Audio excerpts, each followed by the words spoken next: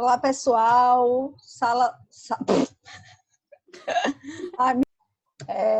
Aula de processo civil, dia 26 de maio. A gente vai seguir a temática sentença, a gente já vem discutindo.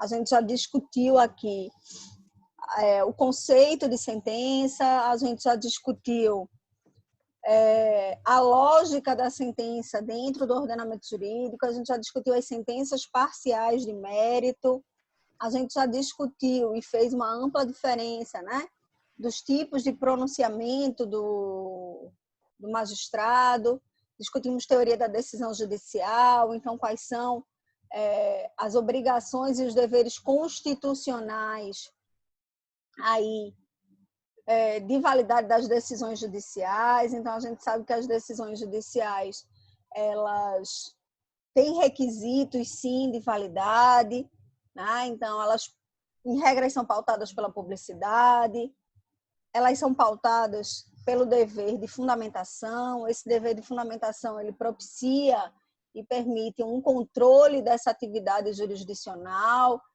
Esse controle, tanto no ponto de vista interno, de recorribilidade dessa decisão, como do ponto de vista externo, que nós que somos cidadãos, nós que dependemos aí do judiciário para nos dar uma maior densidade, às vezes, nas previsões legislativas feitas com conceitos mais amplos, que a gente saiba como o judiciário está pensando determinada matéria, como eu tenho ou não tenho realmente direito a quem, em que medida eu tenho. Então, por conta disso, a gente sabe que o juiz tem um dever de fundamentar, as decisões, elas guardam aí necessariamente uma obrigação de coerência interna, ou seja, essa decisão ela tem que ser clara, essa decisão ela tem que ser coesa. Se a decisão do juiz ela não é clara, minha gente, ela abre margem ao embargo de declaração para que o juiz possa suprir aí uma obscuridade, possa suprir uma contradição. Vejam que tudo isso a gente está falando de coerência interna ainda da decisão, tá? Mas a gente sabe que além dessa congruência interna da decisão, dessa rigidez do próprio ato decisório, comparado com ele mesmo, o ato decisório ele tem que estar congruente, ele está limitado ao que foi efetivamente pedido, a pretensão que a parte traz nos seus pedidos. Então, isso é muito importante porque o pedido, a configuração da demanda pelo autor, ele determina o âmbito de conhecimento que o juiz vai percorrer. Vocês conseguem entender isso? Vejam. Então, a gente já falou disso, isso é só uma revisão. Então, os pedidos,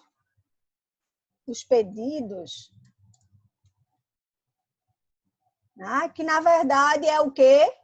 O mérito do processo são os pedidos, eles determinam, eles fixam o âmbito de cognoscibilidade do juiz, né? E isso é o que a gente chama de princípio da adstrição, o princípio da congruência. E aí, só remetendo isso aqui, quando não há uma observância a contento disso aqui, né? Então, o que que o juiz vai decidir? O que que ele vai ter que julgar? Isso aqui vai estar determinado exatamente pelos pedidos. Então, o juiz, ele fica adstrito, daí a gente falar isso aqui, minha gente, daí a gente falar, em princípio, da adstrição ou da congruência, tá? Princípio da adstrição ou da congruência. Então, isso aqui quer dizer que o juiz não pode julgar nem mais, nem menos, nem fora do que foi pedido. O que o juiz efetivamente vai ter... Bom dia, Ju. O que o Bom juiz dia. efetivamente vai ter que decidir, ele é determinado aqui pelo que a parte pediu. Então, nem menos, nem mais, nem fora. Tá?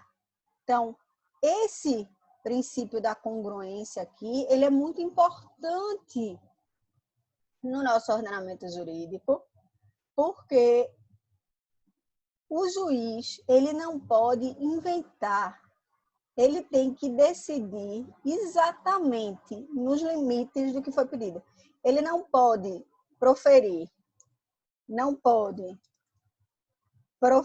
decisões que sejam nem citra ou infra petita, nem ultra petita, nem extra petita. Então, o juiz não pode julgar nem menos do que foi pedido. Então, se ele dá menos do que o que eu pedi, a gente tem um vício de congruência externo. Esse vício de congruência externo, ele será sanado. Pode ser sanado através de embargo de declaração, porque embargo de declaração supre omissão, tá? Então, uma decisão aqui, citra petita, é aquela decisão que foi omissa, né? O juiz deixou de julgar algo que ele deveria ter julgado, certo? Uma decisão ultra petita é aquela decisão que decide mais do que foi pedido. E a decisão extra petita é aquela decisão que inova, ela decide fora do pedido. Ela decide algo que não foi efetivamente pedido. Para explicar isso aqui, minha gente, é muito bom a gente utilizar a teoria dos conjuntos. Quem lembra de teoria dos conjuntos? Tá? Tem teoria dos conjuntos, quando a gente vai estudar a teoria dos conjuntos, quem gostava de defender a aplicabilidade de teoria dos conjuntos e a aplicabilidade da matemática para a compreensão do direito processual, a gente às vezes corre para direito porque não gosta de matemática, né? A gente diz, eu vim fazer direito porque eu não gosto de exatas. Mas algumas noções importantes da matemática, como teoria dos conjuntos, contém, está contido, eles são usados no direito processual, né? Conexão, continência, tudo isso, ó, tá usando teoria dos conjuntos. E Pontes de Miranda, ele fazia muito essa análise de teoria dos conjuntos aqui e sua aplicabilidade. O que que acontece? É que a gente vai ver o seguinte, na hora que eu tenho um pedido,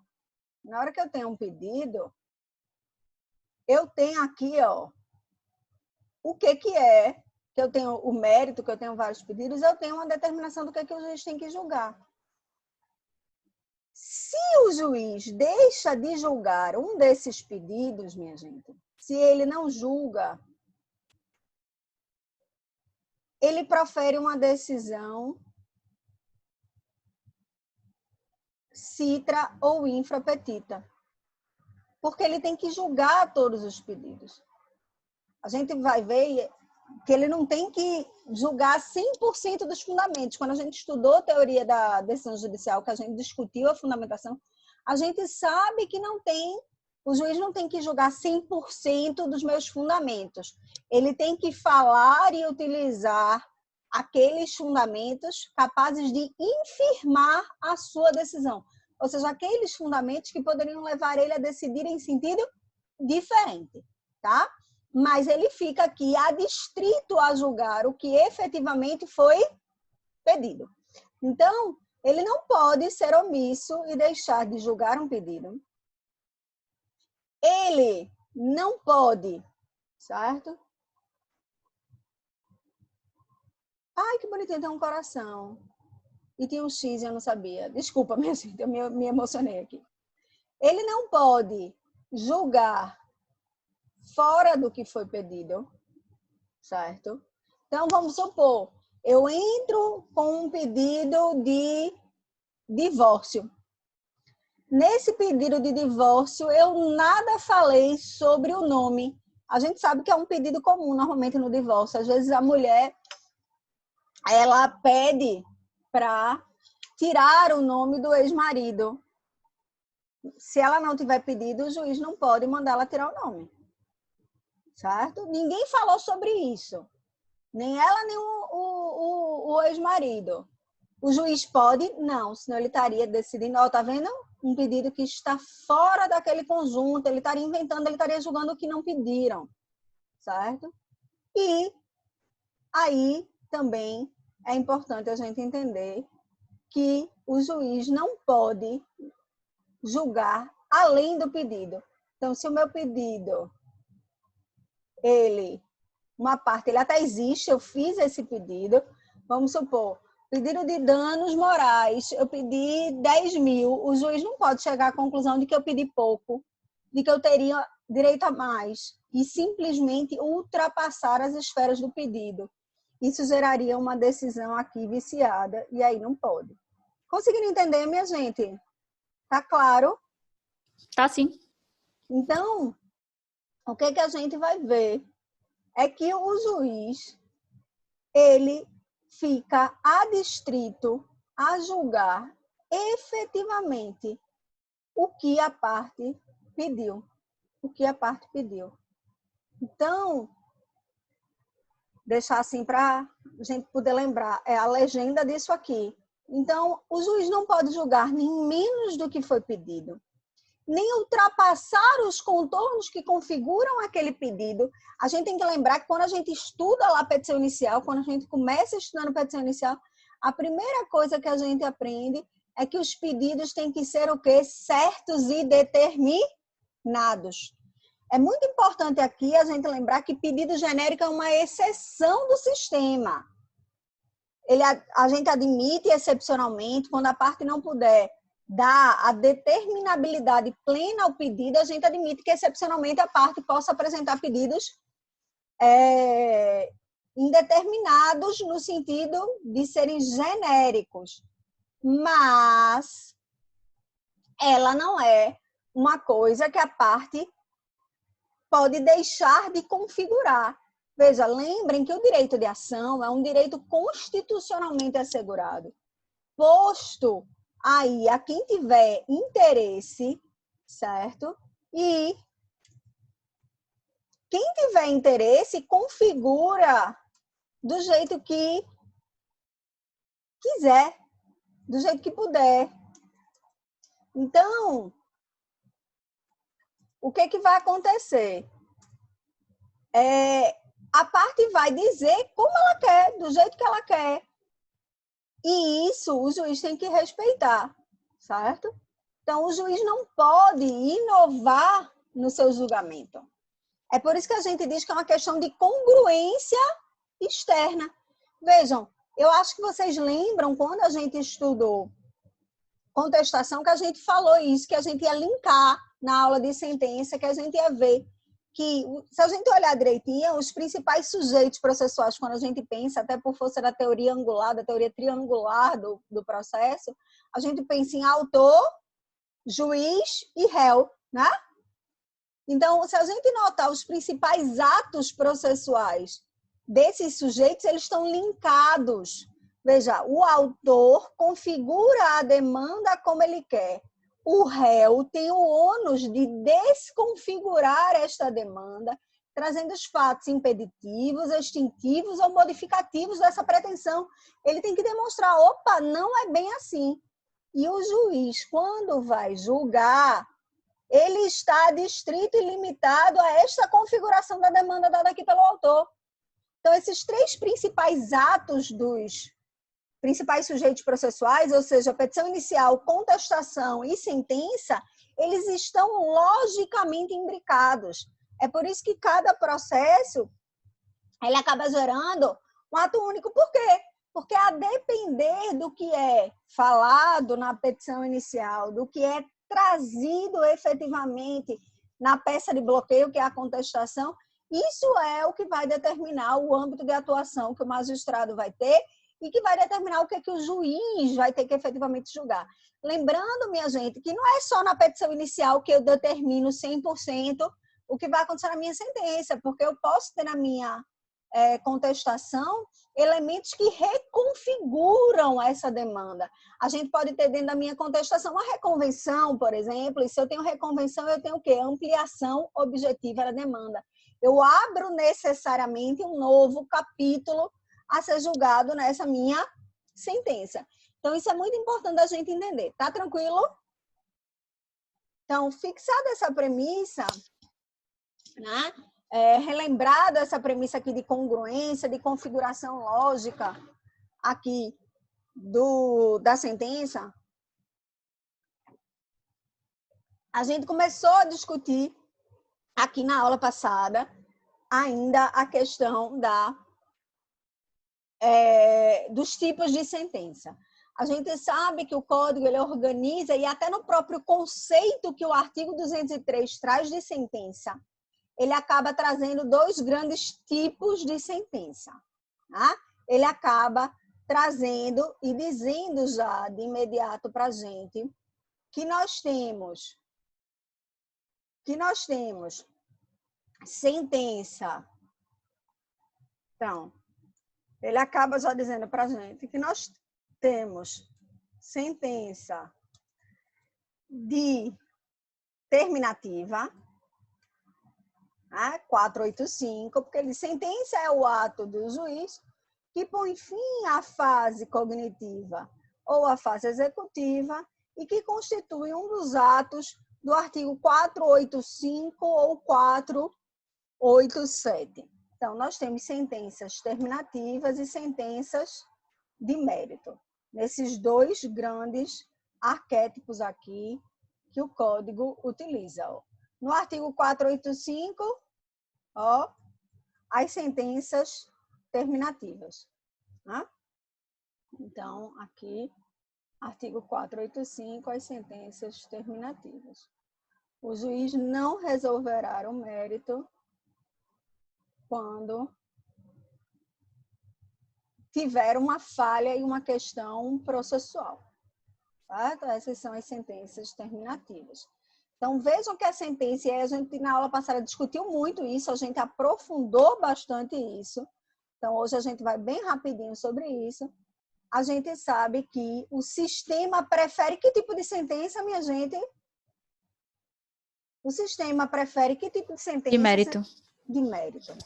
E como é que a gente chama isso? Isso é um princípio, como é que a gente chama isso? A primazia da resolução de mérito. Da resolução de mérito. Ou seja, o sistema ele deixa claro aqui quem ele gosta mais. O sistema quer sentenças de mérito. Quem entra com um processo não quer sentença terminativa. E aí a gente viu na aula passada que as sentenças de mérito, essa lógica, ela vem desde uma norma processual fundamental, inserta lá no artigo 4º do Código de Processo Civil.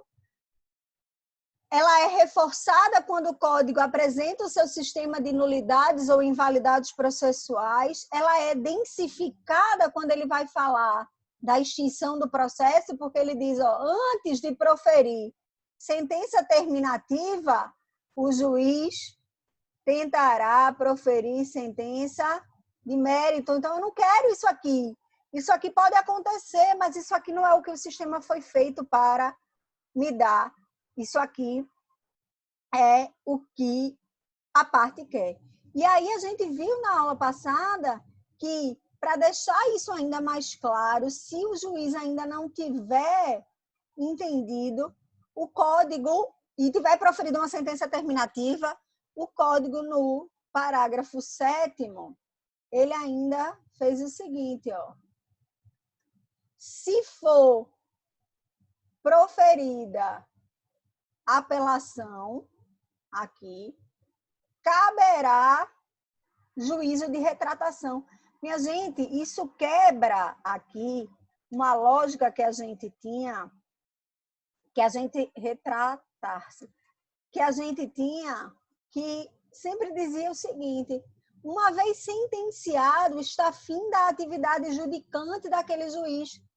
Tanto é que a gente sempre disse, sentença é ato de conhecimento do juiz, é um ato de inteligência do juiz que Quando o juiz profere a sentença, ele não pode voltar atrás. Essa é a regra.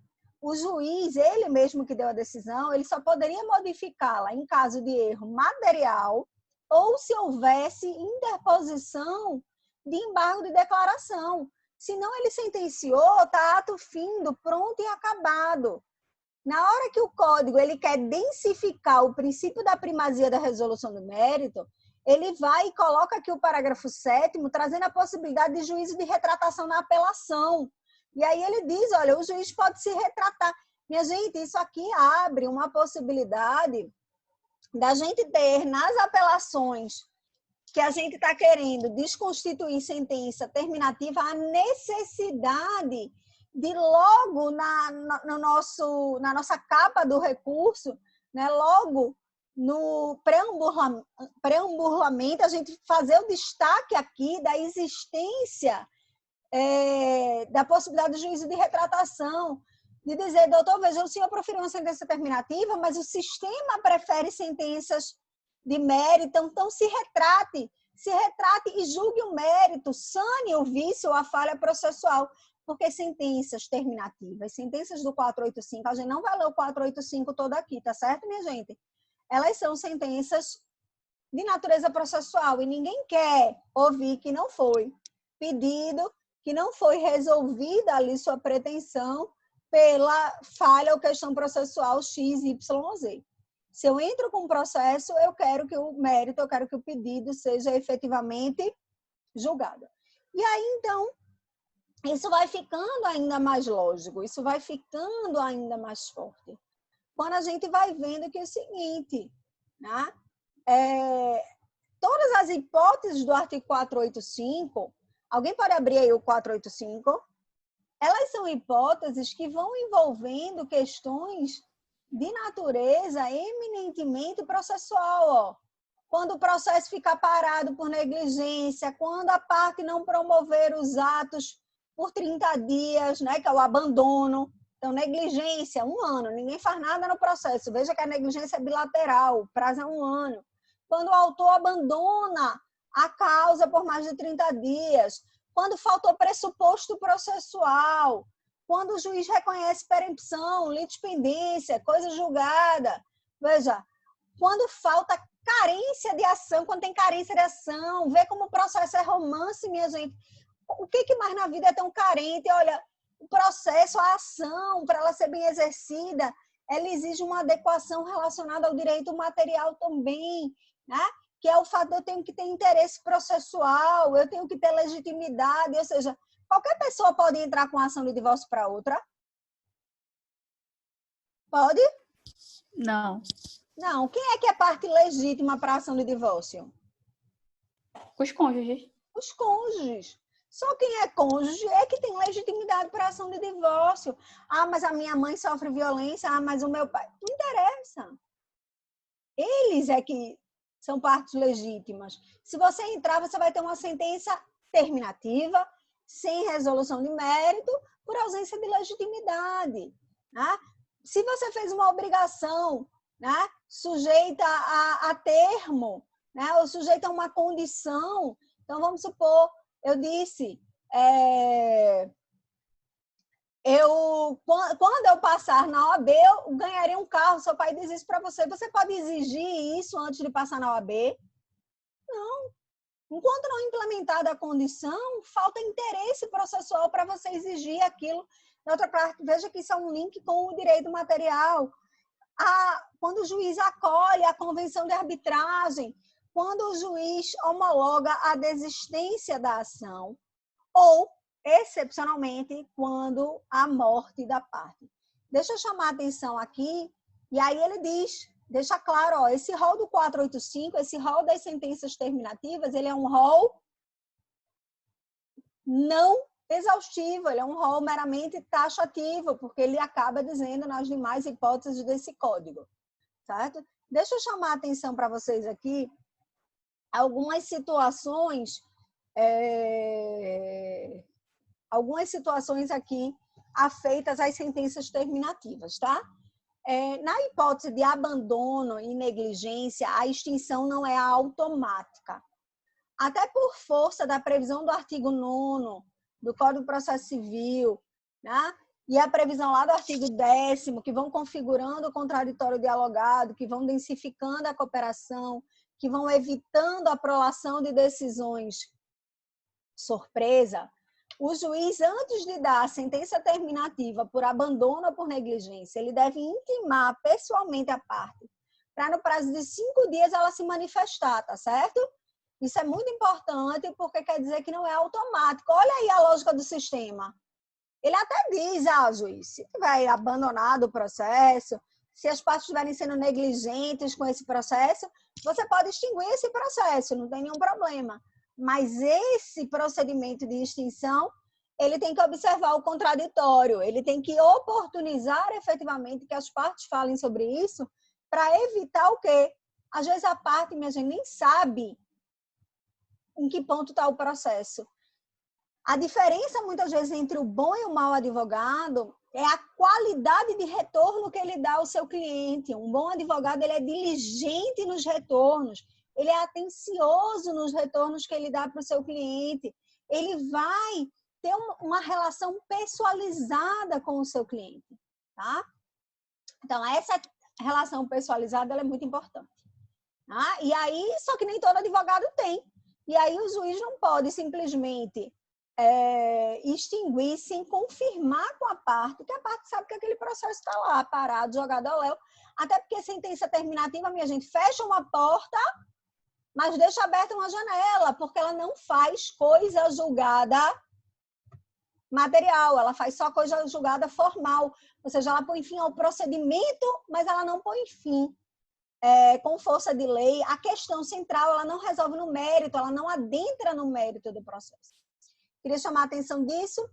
Queria chamar a atenção aqui também na sentença terminativa que acolhe a existência de convenção de arbitragem. A gente discutiu isso bem quando a gente discutiu as preliminares que devem vir na contestação, as preliminares do artigo 337.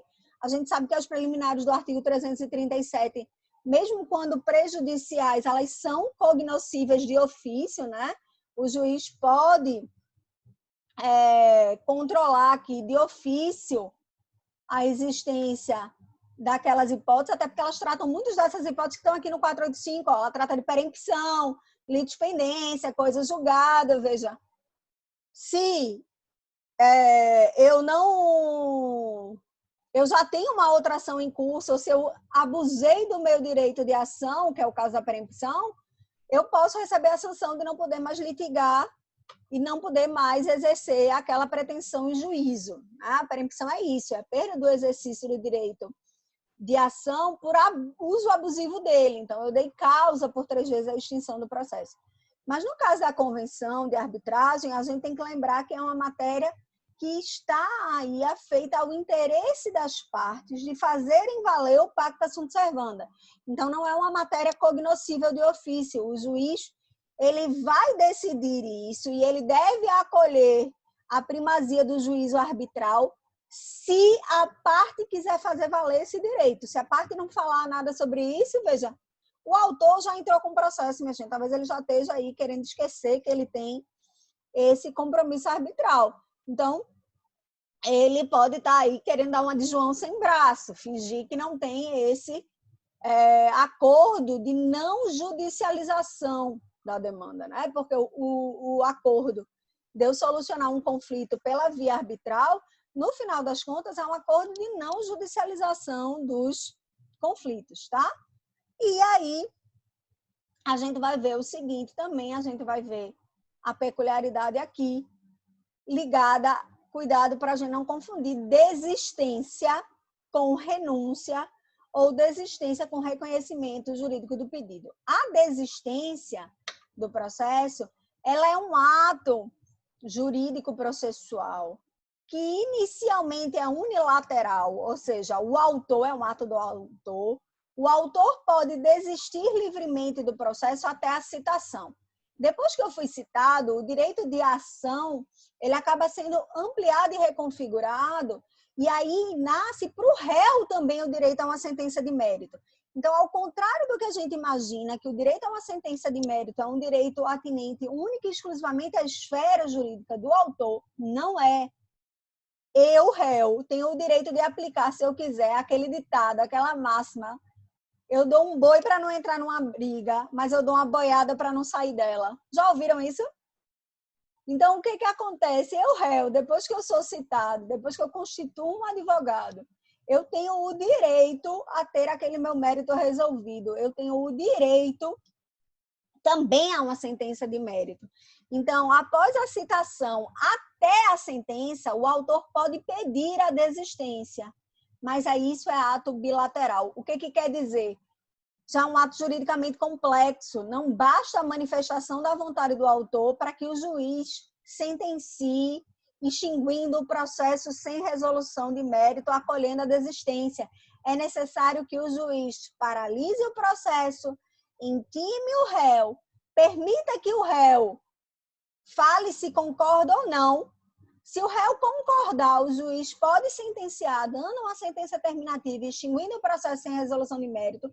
Mas se o réu disser, opa, não concordo, não, agora eu quero a minha sentença de mérito, o juiz não pode proferir sentença terminativa por desistência, porque quando o réu já está dentro do processo, o direito à sentença de mérito não é mais apenas do autor, é do réu também.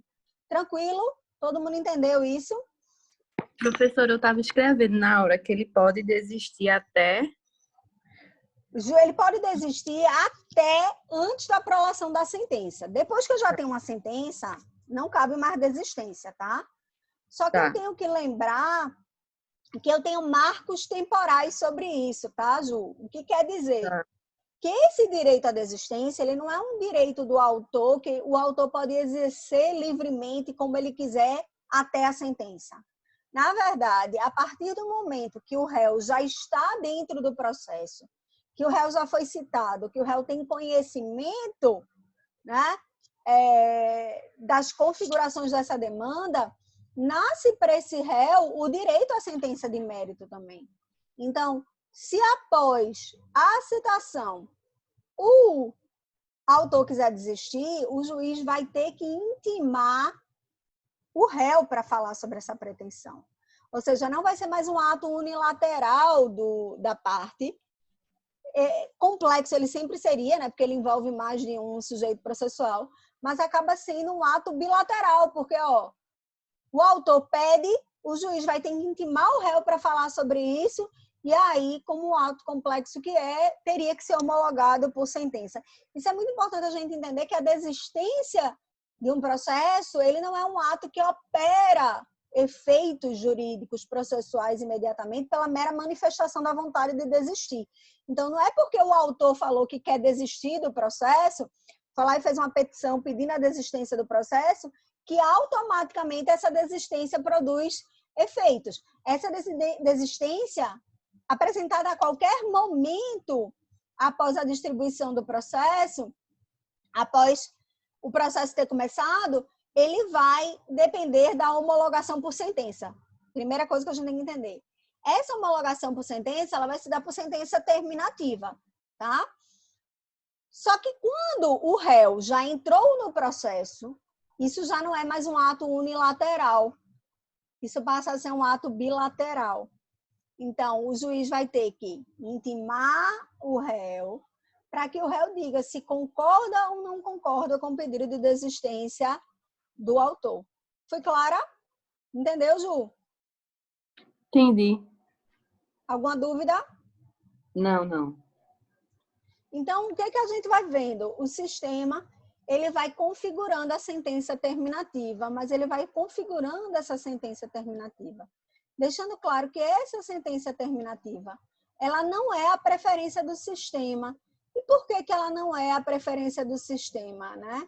Por que o sistema não prefere sentenças terminativas? Porque a gente tem que entender que sentença terminativa, como ela faz apenas coisa julgada formal, ela não faz a coisa julgada propriamente dita. Então, porque quando a gente fala em coisa julgada propriamente dita, a gente está falando em coisa julgada formal e imaterial. A gente está falando em cumprimento quase do mistério da jurisdição, porque, veja, quando eu tenho sentença de mérito, eu tenho resolução e eu tenho uma solução apresentada, eu tenho uma pacificação social dada pela resolução dos pedidos, ou seja, da pretensão ou das pretensões apresentadas dentro desse processo, tá? E aí isso tem primazia, porque isso pacifica muito mais do que eu simplesmente pôr fim ao procedimento, porque na sentença terminativa eu ponho fim ao procedimento, mas eu não crio lei entre as partes. Aqui, na sentença de mérito, eu tenho coisa julgada propriamente dita. Eu tenho aqui, na verdade, a formação de lei em regra entre as partes, porque o efeito da sentença, o âmbito de efeito da sentença é um âmbito de efeito aí intrapartes, certo? Então, a gente tem que lembrar isso aqui é muito importante da gente não esquecer, tá? As sentenças de mérito, então, alguém pode... Tá todo mundo aí com 487, acompanhando o 487. As sentenças de mérito, então, a gente vai ver que elas são sentenças em que o mérito do processo, que é o pedido, que são as pretensões, ele foi solucionado. Alguém pode ler para mim aí o 487, por gentileza? Completo? Por gentileza. Certo. Haverá resolução de mérito quando o juiz, inciso 1, acolher ou rejeitar o pedido formulado na ação ou na reconvenção, inciso 2, decidir de ofício ou a requerimento sobre a ocorrência de decadência ou prescrição, inciso 3, homologar. Aí a linha A, o reconhecimento da procedência do pedido formulado na ação ou na reconvenção, a transação, a renúncia à pretensão formulada na ação ou na reconvenção. Parágrafo único, ressalvada a hipótese... Ok. Então, vejam. Estão vendo como a ideia de pedido está sempre subjacente aí? Ó, acolher ou rejeitar o pedido. Ou seja, a sentença de procedência ou improcedência, pode ser procedência parcial. Isso é uma palavra-chave, tá, minha gente? Toda vez que eu vejo o juiz dizendo é procedente, é improcedente, eu defiro, indefiro o pedido, a pretensão, eu vou sabendo aí. Inciso 1. No 2, quando envolve decadência ou prescrição, minha gente, isso quer dizer que o tempo fulminou ou o direito ou a pretensão. Então, vai adiantar deixar a porta aberta? Eu vou ter como voltar no tempo? Eu não sei se vocês notaram que naquele filme De Volta para o Futuro, o tempo era agora. O tempo já passou, né? Então, veja, como a gente não está indo de volta para o futuro, a gente não tem como voltar e sanar isso. Então, se decaiu ou se está prescrito o direito, o juiz vai ter que determinar isso e vai fazer, sim, coisa julgada e vai fazer, sim, força de lei entre as partes. Quando eu tenho aí um negócio jurídico processual ou quando eu tenho uma homologação aí de um acordo entre as partes. Então, a gente vai vendo que, na verdade, as partes, elas podem, sim. Quando eu tenho uma conciliação, uma mediação, veja, quando lá no 334, a audiência de mediação e conciliação, ela produziu um acordo, esse acordo vai ser homologado por sentença de mérito. Eu tenho a solução, eu tenho a configuração de quem tem direito a quem, que medida tem. Tá tranquilo até aí, minha gente? Só que aí eu quero chamar a atenção para vocês um outro tipo de sentença que não está nem no 485, nem no 487. Que, na verdade, a doutrina, eu vou botar até mais para cá, ela é um pouquinho atípica, mas a doutrina chama a atenção de que ela seria uma espécie de sentença de mérito, certo? espécie de sentença de mérito. Mas ela é uma sentença de mérito um pouquinho atípica. Como assim, Isabela? Ela é uma espécie de sentença de mérito, mas ela tem umas configurações meio anômalas. Por quê? Né? E o que seria isso? É que, normalmente, se a gente diz que a sentença de mérito ela faz coisa julgada, e ela faz coisa julgada propriamente dita, ela faz lei, isso está querendo dizer o quê? Quando eu falo em fazer coisa julgada, minha gente, eu estou falando em um efeito da jurisdição, em uma característica da jurisdição, que talvez seja a principal nota distintiva da jurisdição, que é o quê? A imutabilidade. Tá?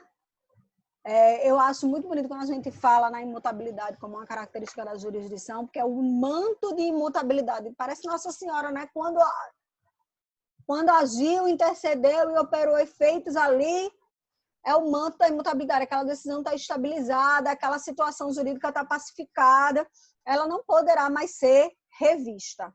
Então, é por isso que o sistema prefere as sentenças de mérito, porque elas pacificam mais, elas resolvem, em tese, melhor o problema. Só que eu tenho aqui um reconhecimento de algumas sentenças de mérito, que essa coisa julgada aqui, ela vai ser atípica. Ela não vai ter essa característica tão forte da imutabilidade, por conta da especificidade e a anormalidade do direito que ela traz ali, por conta do grande grau de possibilidade de mutabilidade daquele direito no tempo e no espaço. Então, ele faz uma coisa julgada atípica, que a gente chama de coisa julgada rebus sic stantibus. Essa coisa julgada rebus sic stantibus, ela nunca foi tão discutida como ela tem sido ultimamente. Porque ela está ligada a uma teoria, na verdade, do direito civil, que é a teoria da imprevisão, que eu acho que todo mundo tem ouvido ou já leu alguma coisa aqui nessa pandemia, da aplicabilidade ou da possibilidade da gente considerar a revisibilidade de contratos por conta da imprevisão por trás dessa pandemia, dessa crise sanitária toda. Só que aqui, na verdade, a coisa julgada rebus sic stantibus, que ela acontece nas sentenças determinativas, a gente vai ter como exemplo mais fácil de sua aplicabilidade e, na verdade, incidência mais comum, presta atenção aqui, nas ações de alimentos, nas ações de família, tá? Nas ações de alimentos, nas ações de guarda, certo? Então, essas ações de família, elas fazem uma coisa julgada atípica. Elas são sentença de mérito, porque o mérito foi resolvido. Mas, por conta de levarem, no momento da sua prolação, elas consideram e levam em conta para sua configuração uma conjuntura que é variável. Vejam, quando o juiz determina numa ação de alimentos, tá? Ele configura lá que a necessidade daquela criança é X e a possibilidade daquele genitor é Y, porque para alimentos a gente vai levar em conta o binômio possibilidade e necessidade. Ou seja, eu vou olhar a possibilidade do alimentante e a necessidade do alimentando, tá?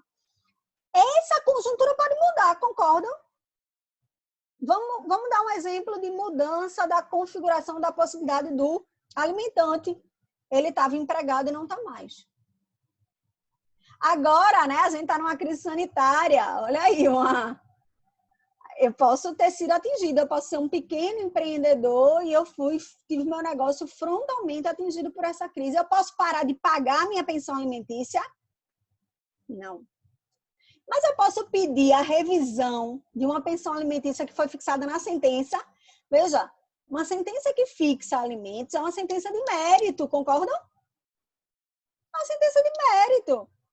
Aí você poderia dizer, a princípio, não, pode não. Sentença de mérito, coisa julgada, material vai incidir Imutabilidade, lei entre as partes vai ter que obedecer. Veja, o que não vai mudar é o fato de que existe a obrigação de alimentar. Se isso foi definido e está claro, existe. Mas em que termos ela existe? Isso pode ser variável no tempo e no espaço por conta da conjuntura específica. Então, ele pode entrar, sem ter que entrar com a rescisória, né? Porque depois de sentenciado e de transitar em julgado, eu só vou poder mexer naquela decisão que está imutável, que está incidindo totalmente a coisa julgada material, com a ação rescisória. Mas no caso da ação de alimentos, basta uma outra ação para eu desconfigurar e reconfigurar aquela sentença de mérito. É por isso que aí a doutrina passou a dizer, essa sentença de mérito, ela não é exatamente uma sentença de mérito clássica. Nem é uma sentença terminativa, mas ela permite uma revisionabilidade muito simples, que eu posso entrar simplesmente com a ação revisional de alimentos. Porque se o meu negócio foi frontalmente atingido por essa crise, eu não posso parar automaticamente de pagar a pensão, não. Mas eu posso entrar com a ação de revisão de alimentos para baixar, pelo menos temporariamente, o valor da pensão que eu pago. Não posso? Posso. Vamos dar um outro exemplo. Agora que mudou a necessidade do alimentando. Essa criança que recebia esses alimentos, ele foi diagnosticado com autismo. Concorda que uma criança que é diagnosticada com autismo, ela vai precisar de muito mais para sua manutenção mensal do que uma criança saudável? Porque uma criança classe média saudável, ela é uma criança que vai precisar o quê? Um esporte, o colégio, a depender de uma certa idade, né? Uma criança classe média a gente já vai botar no inglês, não sei para que as crianças não sabem nem português, vão falar inglês, mas tudo bem, mas a gente bota, porque tá todo mundo botando, você começa a achar que seu filho vai ficar para trás, né? Enfim. Mas na hora que ela é diagnosticada com autismo, ela vai precisar de tratamento específico, tratamento ABA, o plano não cobre, ou então tem que judicializar, vai precisar de um advogado para discutir, enfim. Então, eu reconfiguro a necessidade dessa criança e aí cabe uma ação revisional de alimentos também, tá? Outro exemplo, vamos pegar aqui bem, direito de família na pandemia está cheio de peculiaridades, né? Eu tenho uma guarda determinada nessa, já decidida por sentença, e dando a guarda compartilhada, e essa criança normalmente alternava entre pai e mãe sem nenhuma dificuldade, certo? E era assim a rotina dessa criança, né? Mas essa criança é uma criança asmática, essa criança é uma criança que tem um problema respiratório gravíssimo, e aí a pediatra avisa, olha, mãe, ou pai, enfim, para não dizerem que aí eu sou 100% só para mulher. Aí eu disse para o pai tem a guarda, o pai está com essa criança, e o pai tem condição de manter essa criança melhor em isolamento social, porque a mãe é médica, por exemplo. Pode, então, o pai temporariamente pedir que a mãe não fique com a guarda desse filho? É razoável esse pedido? Me parece que sim. E por quê? Porque as questões que versam sobre criança levam em conta o melhor interesse do incapaz. Se essa criança é uma criança asmática e a mãe está na linha de frente, na verdade, até o ideal é que houvesse uma sensibilidade entre esse casal e esse ex-casal, e uma maturidade de exercício dessa parentalidade, em que essa mãe mesmo dissesse, não, fique só você com ele, porque o que vai proteger melhor a criança agora é eu não ter contato com ele, porque eu estou na linha de frente, o risco de eu transmitir Covid-19 para ele é muito alto, e aí, ele como uma criança doente que ele pode não resistir, certo? Mas aí, como isso não acontece, o que é que o sistema faz? Ele reconfigura um pouco o direito processual, é isso que a gente quer destacar, que a sentença determinativa ela é uma flexibilização da coisa julgada material que acontece normalmente nas sentenças de mérito para essas situações peculiares que são muito inerentes e muito frequentes no direito de família, que podem exigir uma reconfiguração daquela sentença, dos termos e contornos daquela sentença de mérito que foi prolatada anteriormente. Então, a gente diz que, na verdade, houve uma mudança, a coisa julgada que acontece nesse caso não é a coisa julgada clássica, não é a coisa julgada formal e material, simplesmente é por isso que a gente chama ela de coisa julgada rebus sic stantibus, trazendo aqui esse conceito, que é um conceito típico do direito civil, é um conceito da teoria contratual, que é a teoria da imprevisão. A gente traz isso para o direito processual para deixar claro o quê? Que também, quando eu tenho uma reconfiguração aí que não era prevista, não era possível de ser prevista no momento de prolação da sentença, isso pode alterar os termos e contornos da sentença, flexibilizando, assim, o rigor da coisa julgada material de fazer lei entre as partes. Está tranquilo, minha gente? Está tranquilo? Lucas, tudo em paz? Carol já botou o ok, Ju, e tá lá. Ju, tem 2 Jus na sala hoje. Está tudo em paz, né? Então, Ok. Sim. Então, vejam só, né? A gente vai ver, então, que a gente tem aí esses tipos de sentença, certo? Minha gente, a gente vai começar a questão de relatório, requisitos formais, lógica formal da sentença. Eu só vou pedir 1 minuto para pegar um café, tá? Que eu fui falando em disparada, eu pego um café e volto. Pode ser? Pode ser. Então, voltando aí, pessoal, do nosso intervalo. Vamos lá.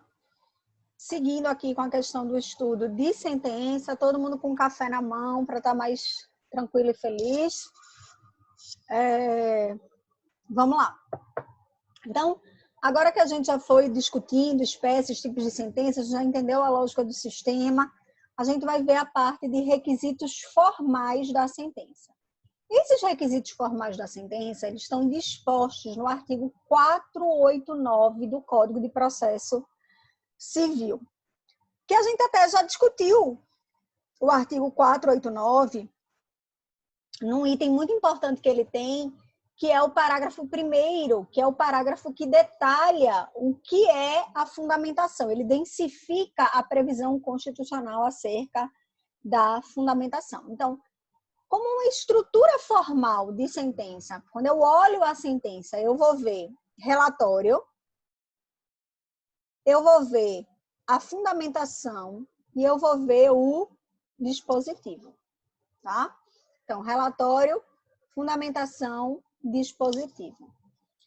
No relatório, minha gente, o juiz vai fazer, até como o nome já sugere, o que é um relatório? Quando eu falo, faça um relatório para mim.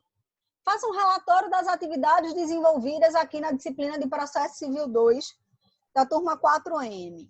O que é isso, um relatório? Um relatório é um historiamento, é um detalhamento dos fatos que aconteceram.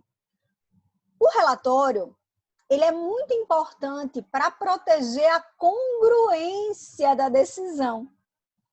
Por quê? Porque na hora que o juiz ele faz um relatório bem feito, ele passa um pente fino e evita que ele esqueça de julgar alguma coisa, evita que ele reconfigure o que deve ser julgado, evita desrespeito aos limites de cognoscibilidade que o juiz tem dentro do processo por força do princípio da distrição e da congruência. Então, o relatório, isso é uma fala até do professor Najib, num livro muito bom sobre a sentença civil, que ele diz, olha, o relatório às vezes é a parte da sentença menos prestigiada pelo magistrado, né? O magistrado muitas vezes não está muito nem atento ao relatório ou não dá devida atenção ao relatório, às vezes por não perceber a importância que o relatório ele tem para a estrutura e garantia da congruência daquela decisão. Então, a primeira parte da sentença, ou o primeiro requisito, quando a gente fala em requisitos formais da sentença, ou seja, o que é que uma sentença tem que ter para ser válida? Isso está lá no artigo 489 do Código de Processo Civil. A primeira coisa que a gente vai ver é que a sentença tem que ter um relatório. E ter um relatório é, na verdade, ter um historiamento de tudo que foi acontecendo dentro do processo. E isso é válido e importante para garantir exatamente a congruência dessa decisão. Então, um bom relatório evita isso. Nas sentenças, minha gente, frisando aqui, preste atenção que isso é importante, frisando aqui que nas sentenças do âmbito dos juizados especiais, o artigo 38 da Lei 90/99, que é a lei que traz sobre os juizados. A gente sabe que o juizado não é o paradigma de procedimento que a gente está estudando aqui em processo civil 2. Em processo civil 2, a gente está estudando procedimento comum. Mas o procedimento especial dos juizados, ele flexibiliza por conta dos princípios e valores que o juizado quer garantir. Então, o juizado é um ambiente mais informal, o juizado é um ambiente pautado, então, numa maior celeridade, na oralidade. Então, por conta de todas essas características que distinguem o procedimento especializado dos juizados, a gente vai ter aí uma flexibilização em algumas regras, inclusive na exigência de relatório na sentença. Então, o artigo 38 da Lei 90/99, ela dispensa o relatório para as sentenças dos juizados. Por quê? Porque ele considera que ali a gente tem procedimentos mais simples, mais informais, com uma grande concentração de prática de atos em audiência. Então, ele considera que esse relatório não é tão vital. Se a gente pegar um processo muito longo, por exemplo, essa semana eu estou trabalhando no RESP, no recurso especial, de um processo enorme, um processo que teve nulidade, um processo que voltou, um processo que está tramitando na justiça há 10 anos. Eu sou advogada nesse processo há 2 anos só. Então, veja, eu já peguei esse processo andando há muito, muito tempo. Então, até para mim, eu tive que fazer um relatório do que aconteceu no processo para eu conseguir acompanhar e entender. Avalia um juiz na hora que vai decidir alguma coisa. Então, um relatório, ele ajuda você a ter uma minuta de quais são os pontos que você não pode deixar passar batido. Eu até sempre digo aos meus alunos, e aí eu preciso frisar isso a vocês, é importante, que, por exemplo, na hora que a gente vai fazer uma contestação, é bom que a gente faça pelo menos uma série de tópicos do que foi dito na inicial. Na hora que a gente vai fazer uma réplica, que a gente faça uma série de tópicos do que foi dito na contestação. Essa série de tópicos na sentença é requisito de validade da sentença, é o relatório, e ele garante, então, uma decisão mais congruente, uma decisão mais coisa. Então, a primeira coisa é essa, e aí... Não queria isso, não. E aí... a gente vai ver exatamente isso. Eita, apaguei tudo, desculpa, minha gente. Eu queria apagar isso aqui e apaguei outro. Vamos lá. Então, o relatório, a sentença, ela tem requisitos formais. O primeiro desses requisitos formais é o relatório. Então, o relatório, minha gente, em regra, exceto nas sentenças dos juizados, ela é requisito de validade, certo? Então, para eu ter uma sentença válida, eu preciso ter o relatório. A primeira coisa que a gente vai ver aqui é, ele tem que ter o relatório. O relatório é esse historiamento do processo e ele é um requisito de validade da sentença. Ou seja, exceto no âmbito dos juizados especiais, em que ele está dispensado por força da legislação própria que regula a matéria, sem relatório, a decisão judicial, ela está eivada de um vício que pode gerar a sua nulidade. O segundo requisito formal da sentença, a segunda coisa que eu vejo na sentença, é a fundamentação. A fundamentação, ela se destina, e a gente já discutiu, então eu não vou adentrar muito em fundamentação, porque a gente teve uma aula quase só discutindo fundamentação das decisões judiciais, quando discutiu teoria da decisão. Ela apresenta, basicamente, o iter lógico percorrido pelo juiz, percorrido pelo magistrado, para formar a sua decisão. Tá? Então, por que ele está decidindo assim? Por que ele não está decidindo de outra forma? é requisito de validade também da decisão judicial. Há uma obrigatoriedade, é dever do juiz fundamentar, não é uma facultatividade, certo? E a gente viu que, na verdade, o artigo 93, inciso 9 da Constituição, dá contornos já à necessariedade do juiz fundamentar. Então, o juiz tem que fundamentar suas decisões. E a gente viu que o Código de Processo Civil, em diversas regras, densificou esse princípio da motivação. Tá? Densificou de várias maneiras, ele vai dizendo, logo lá, quando ele diz na possibilidade de emenda inicial, que indique com precisão o que precisa ser corrigido, na hora que ele vai e desenvolve o parágrafo 1º. Então, lembrando aqui, preste atenção, que a gente já viu isso. E quem não estudou, quem não viu a aula de teoria da decisão judicial, volte atrás para dar uma olhadinha com calma aqui no parágrafo. Eu não sei porque ele não bota parágrafo aqui. Parágrafo 1º, certo? Do Código de Processo Civil, que densifica isso. E aí, por fim, ele vai ter o dispositivo, que é a síntese da decisão. É onde eu sei o que o juiz efetivamente deu e não deu e como ele deu. E isso aqui não é mero requisito de validade, não. É requisito de existência. Não existe sentença Não existe sentença, preste atenção que isso é muito importante. Não existe sentença sem dispositivo. E essa síntese da decisão, ela é tão importante que só o dispositivo é atingido pela coisa julgada. Então, é a única parte da sentença que fica protegida pela coisa julgada. Certo? Pela coisa julgada. Então, toda a sentença, não sei porque ele não deixou aqui no meio, mas toda a sentença, então, eu vou ver que toda a sentença tem aqui, necessariamente, na sua estrutura, nos seus requisitos formais, tem que ter relatório, certo? Isso é indispensável. Então, é requisito de validade da sentença. Tem que ter fundamentação. O Código de Processo Civil, de uma maneira muito interessante, minha gente, deixa claro que quando eu tenho sentenças terminativas, ou seja, eu tenho sentenças que não estão adentrando no mérito, eu posso ter fundamentação concisa.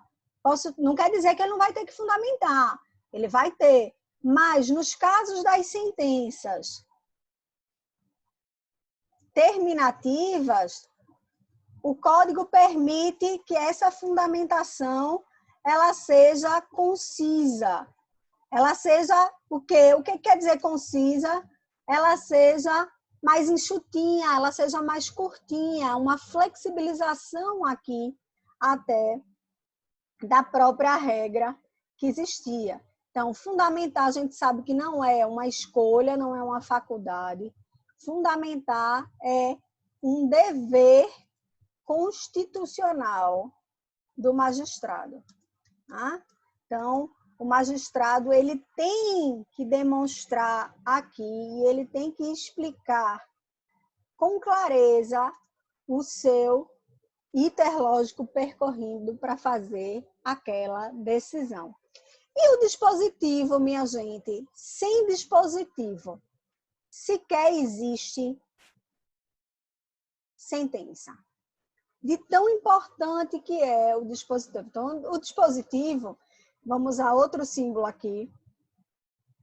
Barbosa Moreira, um processualista aqui, importantíssimo para todo o estudo de direito processual no Brasil. Barbosa Moreira chega a dizer assim, o dispositivo, vê como o processo é uma coisa linda, minha gente, como o processo é puro romance.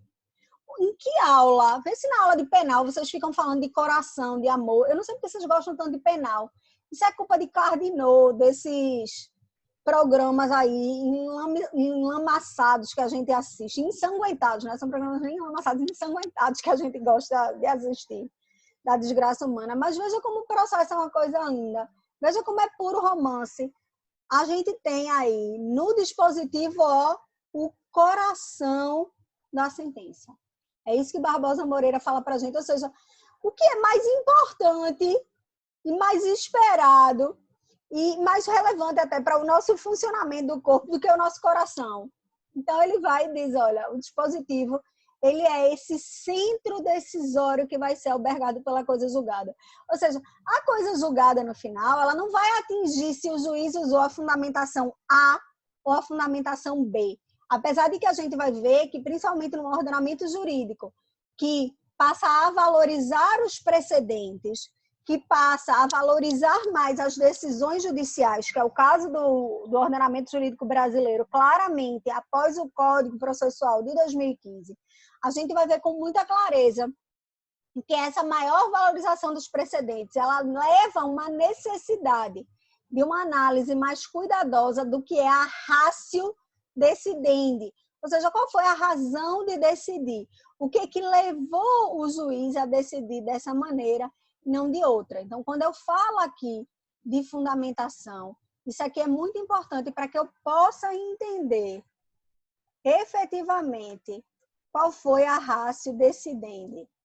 Ou seja, o que o juiz tomou como base para decidir, quais foram as suas razões de decidir. Às vezes, minha gente, quem aqui estagia já? Quem aqui estagia? Carol, Ítala, Lucas, Ju, alguém estagia já? Ninguém? Ninguém estagia? Lucas, Lucas, tu está estagiando onde, Lucas? Na Caixa, Bela. Na Caixa, pronto. Com certeza, Lucas, na Caixa te botam para pesquisar jurisprudência, não te botam? Sim. Isso é uma etapa que eu acho engraçado, eu nunca esqueço, viu, Lucas? A Nova Roma, a Faculdade Nova Roma, em parceria com a ESA, que é a Escola Superior da Advocacia, a gente tem um projeto muito inovador e muito especial, que é a residência jurídica. É um projeto só para jovem advogado, tá? Então, esse projeto, ele é um projeto exatamente que visa a empregabilidade. Então, dentro desse projeto de empregabilidade, a gente vai ver o seguinte, a gente tem um momento em que o jovem advogado, então, ele tem 200 horas de imersão no escritório.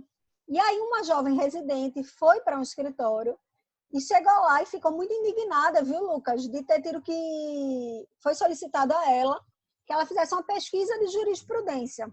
E ela, não quero fazer pesquisa de jurisprudência, isso não é questão de advogado, isso não é advogar. E aí ela ligou muito irritada, porque isso não seria papel do advogado. Veja, eu pesquiso jurisprudência para quase toda a peça que eu vou fazer. Primeiro, porque eu quero ver se eu acho uma decisão mais atual. Eu quero ver se eu acho algo, e aí, Lucas, você deve fazer parte do seu dia a dia. A gente quer achar uma decisão que seja bem recente, né? Bem fresquinha com aquela matéria que a gente está tendo que tratar. E aí, a gente às vezes tem o hábito, na hora de procurar jurisprudência, a gente olha só a ementa, né? A gente olha só a ementa. Mas para eu saber se meu caso se encaixa naquele caso, não basta eu procurar a ementa. Eu tenho que ter uma cautela enorme de abrir a decisão. Ou seja, não só pegar pela ementa, copiar e colar. Tem gente que ainda faz pelo Juiz Brasil, nada contra, enfim, ou por esses sites de busca. Aí você pega e diz, opa, de 2020, meu irmão, achei que eu precisava, meus problemas acabaram. Mas eu tenho que criar o hábito de abrir a decisão para ver se a ratio decidendi, ou seja, se as razões de decidir, se os pontos centrais do processo que eu estou querendo usar como paradigma, que eu estou querendo usar como precedente, que eu estou querendo trazer a jurisprudência para dentro do meu processo, se ela é, de fato, importante e equivalente igual ao meu, similar ao meu. Ah, porque senão, às vezes, eu posso pegar uma ementa que não tem nada a ver, achar que bateu, né? Só pela ementa, uma leitura rápida, a ementa é só um enxertozinho. É só como ele decidiu, ele está fixando lá os pontos centrais. O dispositivo, minha gente, da uma decisão é o finalzinho da sentença. Eu vou botar hoje no grupo alguns exemplos para vocês verem. Quando a gente olha a sentença, a gente vê o dispositivo aquele finalzinho lá. E aí, o que a gente observa, na verdade? né? Eu tenho que criar o hábito, na hora de pesquisar jurisprudência, de olhar a ratio decidendo. Não é que a ratio decidendo do meu processo ela vai fazer coisa julgada, não é isso. Mas a ratio decidendo ela é importante para eu ver a adequação e a compatibilidade e a real analogia e similaridade entre os casos ou não. Então, eu na fundamentação, enquanto juiz, eu tenho que enfrentar todas as teses capazes de infirmar a minha decisão. Eu não posso copiar e colar, a gente já falou sobre isso quando estudou fundamentação. Então, eu tenho um dever de cautela muito maior dentro do meu processo. Tá tranquilo, minha gente? Tranquilo até aí? Pessoal, tudo em paz? Tudo em paz. Tranquilo? Então, para além desses requisitos de lógica formal, então veja, o dispositivo ele é importantíssimo, é a única parte que fica aqui protegido pela coisa julgada, certo? Isso aqui cai muito, minha gente, cai muito em prova, então presta atenção aqui nisso, certo? A gente vai ver que o dispositivo, o dispositivo ele é o coração da sentença, ele é essa parte aqui da sentença que apresenta a conclusão decisória, apresenta aqui realmente, né? É onde o juiz, no final, normalmente, minha gente, a gente vai vendo esses marcos assim, ó, quando termina o relatório, o juiz bota, é o relatório, passo a decidir. Normalmente, quando ele acaba a fundamentação, aí ele vem analisando, fala uma coisa ou outra, quando acaba a fundamentação, ele bota isto posto, ou seja, me expliquei, deixei claro aqui o interlógico que eu estou percorrendo, por que eu estou indo nesse sentido, isto posto, indefiro o pedido, isto posto, defiro parcialmente o pedido, isto posto, defiro o pedido, certo? Ou julgo procedente a pretensão, julgo improcedente, julgo parcialmente procedente. Então, a gente nota aqui no dispositivo já uma parte de uma utilização e de uma síntese bastante frontal da decisão, certo? E é só esta parte que vai ficar, então, protegida pela coisa julgada, tá? Então, isso é muito importante. Todo mundo entendeu isso? Todo mundo entendeu? Tá tranquilo? Então, presta atenção aqui. Carol, tem dúvida? Não. Tá? Então, sem dispositivo, a gente não tem sentença. Esses são os requisitos formais. Só que, para além dos requisitos formais da sentença, a gente pode estruturar a sentença sobre outro prisma, presta atenção, que são uns requisitos de lógica material.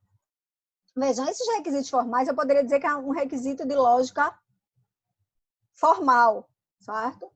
Aqui eu estou falando de lógica material, ou estou falando de requisitos substanciais. Eu estou falando já de uma estrutura do conteúdo da sentença, certo? Do conteúdo da sentença. Não é mais apenas da sua forma, mas sim daquilo que a sentença ela traz. E aí aqui a gente vai ter exatamente, a gente já tem falado, é um livro que a gente já recomendou algumas vezes, que a gente vai ver que a sentença, ela se estrutura aqui e se organiza em, quem lembra aqui que a gente já falou disso, a depender de tantos quantos forem os pedidos, ela se estrutura em capítulos de sentença. Cada pedido... Diga, meu Professor Enoque, Oi, me tira uma dúvida. Diga, eu peguei uma decisão do Supremo, uma decisão recente de um caso nosso. Então, saiu a ementa, o acordo e depois os votos dos ministros. Tá.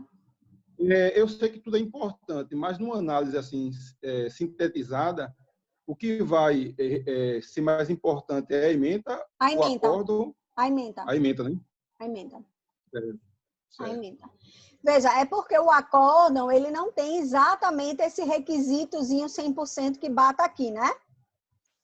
Se a gente notar, no acórdão é um pouquinho diferente, apesar de ser parecido, é um pouquinho diferente, porque lá a gente tem uma decisão colegiada, né? Então, às vezes, a gente vai ver num acórdão vários votos que são anexados a ele. Quando o voto, Enoque, quando é um processo em que todos votam com o relator, normalmente a gente só anexa no final um voto. Porque, veja, todo mundo concordou com ele. Então, vamos supor que a gente tem um colegiado, a gente faz parte da mesma turma do tribunal, certo? Eu, você e Carol. Eu era relatora, eu fui lá. Como relatora, eu redigi o primeiro voto desse processo, e quando ela vem em pauta de julgamento, aí a gente vai ver que no meu acórdão vai ter, tá? Relatório, vai ter lá o centro do voto na fundamentação e vai sair uma emendazinha daquilo, tá? Uhum. Eu vou ter o centro decisório. Quando eu levo para julgamento, pode acontecer de vocês votarem comigo. Aí o processo vai ficar com um voto só.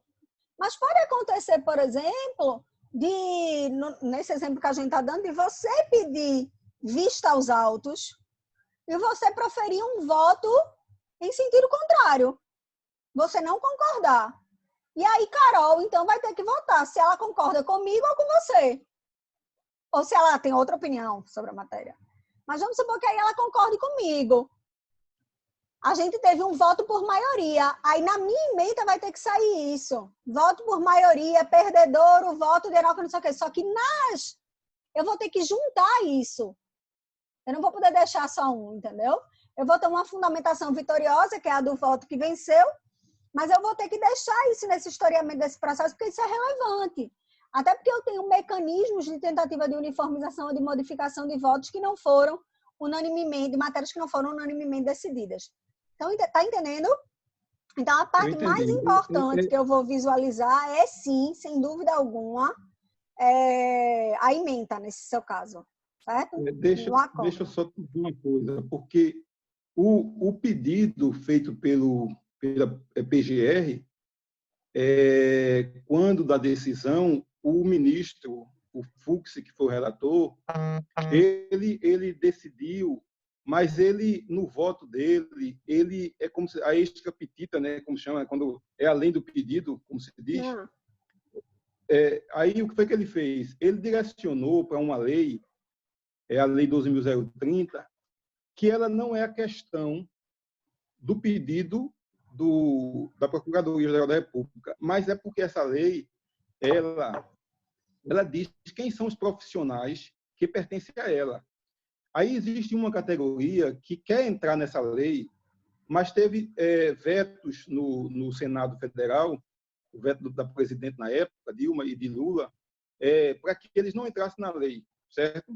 Aí o que acontece? Nesse voto de Fux, ele cita a lei e ele diz que todo profissional ligado à área criminal, ele, além de ser perito criminal, que não poderia dizer isso, além de ser perito criminal, ele ainda é perito oficial de natureza criminal, que é o que trata a lei, certo? Aí essa categoria que foi rejeitado, que teve a rejeição dos projetos de lei deles no Senado e na Câmara dos Deputados, aí eles aqui no Estado, eles estão alegando que eles agora, por conta do voto de Fux, eles agora são peritos oficiais de natureza criminal. Só que na decisão, quando você analisa os votos dos ministros, os ministros disseram: eu acompanho o relator, mas não acompanho com relação a essa questão aqui, aquela questão ali. Então, ficou assim, muito dúbio a decisão. Tanto é que a gente entrou com os embargos, os advogados... mas isso quer dizer, então precisava de um... Veja como é importante a ementa, ou o dispositivo, no caso do acórdão ementa, no caso da sentença, o dispositivo, ela refletir uma congruência interna. Eu não posso, na fundamentação, falar A e na sentença falar B. Eu vou dar um exemplo clássico aqui para vocês. Esse que você está me falando é exatamente isso. Ele foi fundamentando no sentido e, no final, ele conclui de uma maneira que é dúbia. Veja, pelo que você está me dizendo, no voto de vários ministros, aquele ponto ele foi feito um ponto de ressalva. Então, na emenda, Foi. isso não poderia entrar como um ponto pacificado, porque isso não foi pacificado na decisão. Então, o dispositivo, ele não pode inovar. Uhum. Ele tem que amarrar, ele tem que densificar o que já está tratado e organizado na fundamentação. Eu não posso jogar no dispositivo uma matéria que eu não tratei. Está entendendo, Enoque? E eu tenho que tratar, e eu tenho que jogar no meu dispositivo, na minha emenda, exatamente como eu tratei. Então, eu não posso dizer na fundamentação A e na emenda dizer a B. Ou dizer B. Eu tenho que dizer A mais, como eu falei e tratei ao longo da fundamentação. Certo? Senão eu tenho uma decisão. Veja que quando a gente fala em congruência de uma decisão, a gente estava falando já muito aqui hoje no âmbito externo, né? Essa função aí endoprocessual, exoprocessual, essa questão da respeito aí ao princípio da congruência e da distrição. Mas eu tenho que lembrar que, na verdade, quando eu falo de congruência, eu também estou falando da decisão em si. A decisão ela tem que ser clara, a decisão ela tem que ser coerente. Então, eu não posso, na fundamentação, apresentar uma ratio decidente e chegar no meu dispositivo e falar uma outra coisa.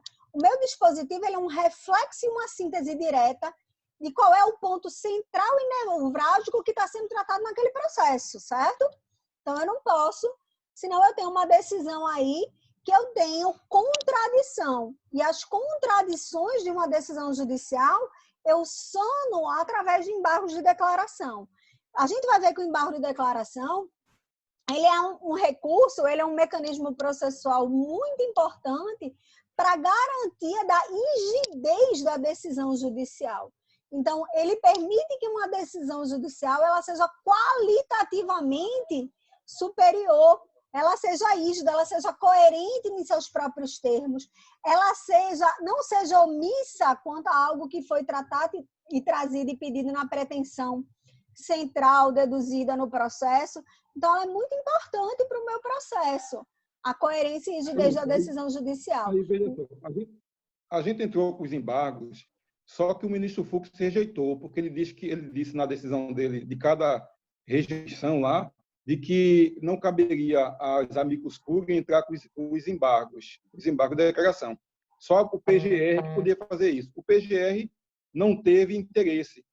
E a decisão saiu desse jeito, atrapalhada. Entendeu?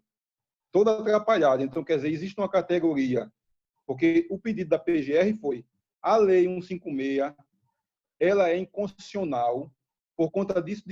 E o pedido foi em cima da Lei 156.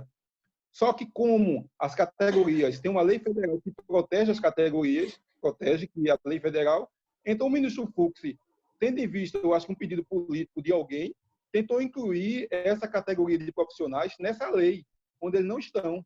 Às vezes nem é, Noki. Sinceramente, às vezes nem é. Assim, é porque a gente, na verdade, gosta muito de novela das 8. Aí a gente cria esse hábito de achar que as coisas têm muita teoria por trás. Às vezes nem tem, às vezes é falha mesmo no processo de prolação da decisão. Agora, veja, como a gente começou a discutir aqui uma questão, como a gente está fugindo um pouquinho ao tema, só para a gente voltar, porque nosso tema não é recursos, e aí e não envolve a questão da participação do amicus curiae, só para a gente não fugir demais, é por isso que aí você me deixa numa situação complicada. A Carol acabou de dizer que é por isso que vocês preferem penal. Porque processo civil começa a dar essas dúvidas mil na cabeça de vocês. É meio complicado, é muito complicado. Né? Na verdade, o que eu posso dizer a vocês, e aí eu digo isso com toda certeza, é que a gente tem que saber processo. Porque muitas das discussões que a gente acaba tendo ao longo de uma ação, elas não são de direito material, elas são de direito processual. Então, se a gente não conhece os mecanismos, a gente não conhece os institutos, a gente não sabe como usá-los, a gente não consegue perceber os vícios e falhas, a gente não consegue, às vezes, impugnar a contento. Por exemplo, viu, Enoque? Eu nem sei se era o caso, mas o embargo de declaração, ele é um recurso que a gente chama de um recurso aí que ele é limitado, ele não é um recurso que pode ser usado e qualquer coisa levada nele, né? Ele é um recurso que tem que ser precisamente apontado os pontos que você está impugnando que você está encaixando. Ele tem uma moldura muito clara.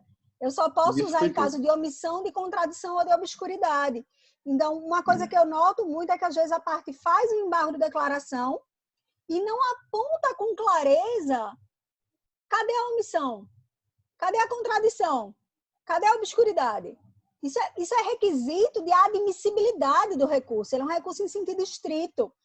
Então, eu tenho aí um dever de apresentar isso claramente. Se eu não apresentar isso claramente, o meu recurso vai ser inadmitido. Isso é condição de admissibilidade dele. Tá dentro do cabimento dele. Veja, a apelação é um recurso que tem cabimento para impugnar qualquer ponto da sentença, tá? Qualquer coisa que eu estiver tratando na sentença. Eu não queria entrar em recurso porque não é a matéria da gente, né? A gente está em processo civil 2. Vocês vão estudar recurso semestre que vem. Mas quando a gente vai, por exemplo, para o embargo de declaração, eu tenho que abrir um tópico do cabimento e eu tenho que demonstrar claramente a existência de uma das hipóteses de cabimento daquele recurso. Porque ele não é um recurso que serve para impugnar de qualquer maneira qualquer decisão judicial. Ele impugna decisões com vício de congruência.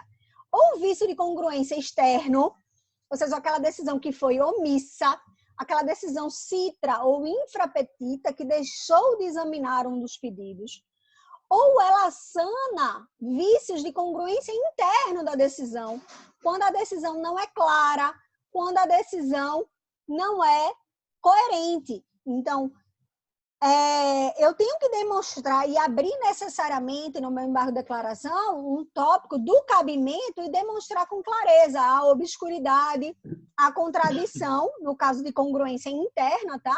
Que é a decisão com a decisão mesmo. Quando você me narrou aí o caso, eu já vi com clareza a moldura aqui de encaixe disso em contradição. É contraditório. Veja, se o pedido falava de A, na fundamentação ficou meio confuso. Se incluíram B, não incluíram B, não foi isso? E aí, se eu tenho no ementa aí uma fala que vai num sentido diferente, eu tenho que entrar com esse embargo de declaração para que eu não tenha uma decisão contraditória, porque eu tenho que ter uma coerência entre o que está no relatório, entre o que está na minha fundamentação e entre o que está no meu dispositivo. Essa minha decisãozinha, ela tem que estar toda coerente entre si, certo? Só que a alegação dele é que não cabe embargos... Ela me cuscure, sim. Entendeu? Aí a gente não pôde fazer nada, esperou que o PGR entrasse com embargos, mas aí ele decidiu também não entrar. E aí a gente perdeu o processo. Perdeu.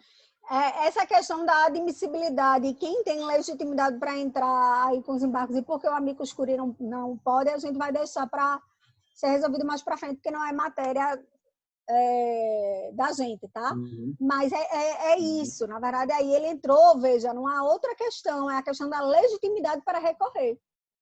Ele entendeu que havia carência de legitimidade recursal, certo? Isso. Então, a gente vai ver que a legitimidade, então, ela é aferida tanto para o processo como para o recurso. Tá? É uma coisa que a gente tem que ver. Às vezes eu lembro, para uma turma minha, eu fiz um trabalho na cadeira de processo civil 1, querendo que eles me fizessem um exame dos requisitos de admissibilidade do processo. Aí eu recebi um monte de trabalho falando dos requisitos de admissibilidade dos recursos. Vocês vão discutir isso muito semestre que vem. Mas uma coisa é uma coisa, outra coisa é outra coisa. A gente vai ver que, na verdade, o interesse de agir, ele tem um contorno, primeiro, quando eu entro com a ação, quando eu opto por exercitar a garantia constitucional de ação e concretizo esse exercício demandando em juízo, e ele ganha contornos específicos quando eu tenho o interesse de agir recursal. Esse interesse de agir recursal, ele só surge quando eu tenho uma aprovação de uma decisão que, de alguma maneira, ela não atende a minha pretensão ou, de alguma maneira, ela está falha. Então, no caso do embargo de declaração, muitas vezes, o meu interesse de agir recursal, ele está ligado a uma falha de congruência da decisão, né? É isso que a gente tem que entender. Ou uma congruência externa, no caso de omissão, ou uma congruência interna, no caso de obscuridade e contradição, que a decisão não foi prolatada em termos coerentes com a própria fundamentação que está dentro do processo, tá? Mas, então, voltando para cá, para o que a gente estava tratando, a gente estava vendo que as decisões judiciais, ela, para além dos requisitos formais, a sentença, ela tem requisitos de lógica material. E aí a gente já tinha recomendado aqui o estudo dos capítulos, do livro Capítulos de Sentença, do professor Cândido Rangel Dinamarca. Alguém encontrou? Alguém leu esse livro? Não? Eu não Carol? consegui encontrar ainda em PDF. Não? Não consegui achar. O que a gente vai ver? A estruturação, o que o professor, quando ele diz, olha, na hora que eu, Estado juiz, eu tenho que decidir, eu tenho que sentenciar, a cada pedido que é trazido no meu processo, eu vou ter que trazer para esse pedido uma fundamentação de se defiro, indefiro ou não. E esse pedido vai ter que estar refletido no dispositivo, se eu deferir ou não. Então, eu fundamento aqui o porquê deferir ou indeferir, e aqui vou ter que trazer isso na síntese do dispositivo. E aí ele diz, olha, isso traz uma necessariedade de organização e permite que a gente consiga ver na sentença uma divisão em tantas estruturas lógicas independentes quanto forem os pedidos. Então, no relatório tem lá, e diz, pediu a decretação do divórcio, por exemplo. Aí ele vai fundamentar aqui, provavelmente muito simples, né? O artigo, depois da emenda constitucional 66, o artigo 226 da Constituição permite divórcio direto. Fundamentação é permitir o divórcio direto. Dispositivo, decreto, o divórcio, oficice o cartório para a verbação do divórcio. Veja, aqui. Aí ele veio aqui e nesse relatório, vamos supor que tivesse mais um pedido. Vamos supor que tivesse um pedido de alimentos. Aí na fundamentação o juiz vai ter que dizer, qual é a necessidade do alimentando, qual é a possibilidade do alimentante, o que é que ele pode, o que é que ele não pode. Chegar no dispositivo, ele vai ter que dizer, fixo alimentos em 15% dos proventos, sei lá, vamos supor que esse pai já seja aposentado de aposentadoria, com desconto em folha e depósito no banco tal. Estão entendendo?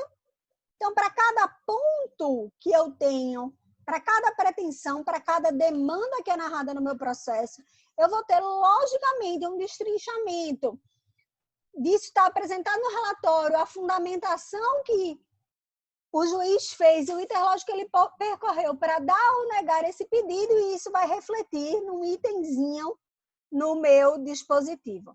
E aí ele chama a atenção para a gente que é o seguinte, que toda sentença,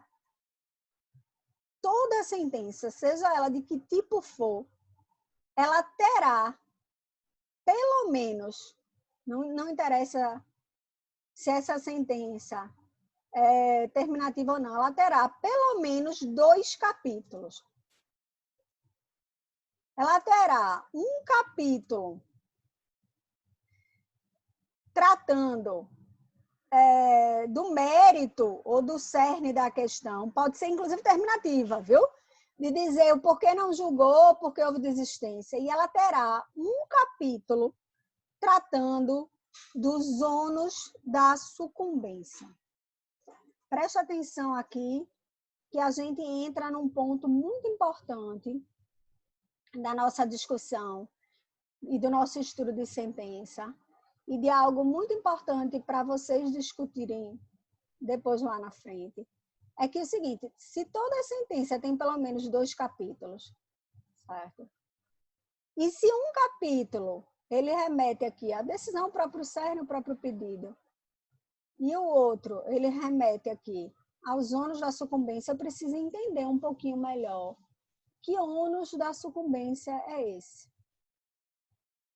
É porque na hora que eu tenho uma sentença, eu não vou ter apenas aqui um julgamento do juiz dizendo se dá ou não dá, se confere ou não confere, se defere ou indefere o pedido. Eu vou ter no final uma necessidade de examinar e do juiz... Eita, eu apaguei aqui sem querer mesmo, desculpa. Eu vou ter a necessidade de examinar e do juiz examinar aqui, na verdade, com muita clareza, do juiz examinar aqui o seguinte, certo? Se a parte... Oxe, ele não está escrevendo texto, não é? Peraí, desculpa, minha gente. Dificuldades tecnológicas. Eu vou ter pelo menos aqui 2 capítulos em toda a decisão, certo? Sempre. Sempre. Um capítulo dizendo e julgando o meu pedido ou os meus pedidos, então eu poderia até ter vários, tá? Aqui discerne eu poderia ter vários, porque cada pedido não é um capítulo. Mas em toda a sentença, mesmo se terminativa, eu vou ter um do julgamento do centro do meu pedido, certo? E eu vou ter um julgando os ônus da sucumbência. O que é isso? É que a gente tem um ordenamento jurídico processual que ele condena quem deu causa ao processo, e então isso vira um capítulo obrigatório das sentenças. Ele condena quem deu causa ao processo a pagar com as custas processuais que podem ter sido adiantadas pelo autor no momento da propositura da demanda, se o autor não pediu o benefício da justiça gratuita. O que eu quero chamar a atenção com isso? A gente tem que lembrar que entrar com um processo não é uma atividade graciosa, tá? A jurisdição, ela não é graciosa.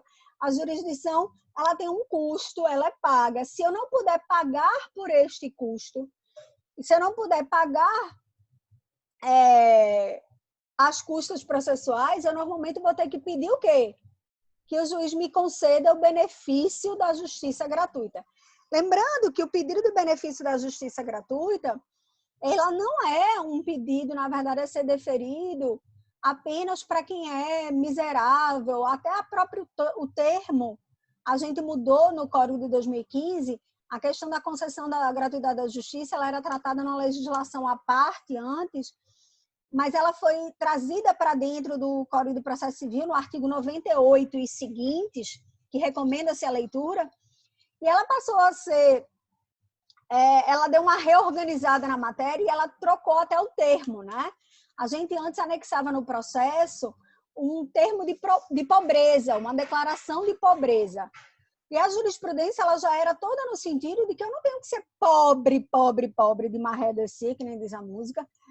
Ser pobre na forma da lei é não ter suficiência de recursos para arcar com as custas processuais. Minha gente, as custas processuais, muitas vezes, elas têm um valor de 1% do valor da causa.